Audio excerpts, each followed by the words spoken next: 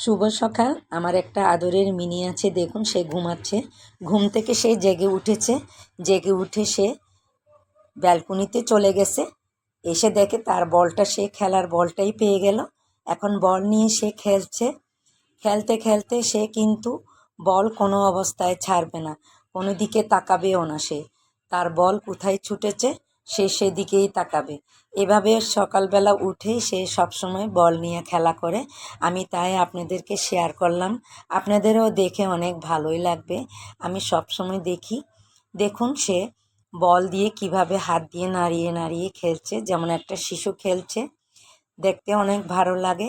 এখন দেখুন বল যে কোথায় চলে গেল সে টেবিলের তলে খুঁজে পাচ্ছে না। সে খুঁজতেই থাকবে। খুঁজে সে ঠিকই সফলভাবে পেয়ে যাবে। আসলে সব কিছু সফলতার উপরে নির্ভর করে, আমরা মানুষরাও তা পারি।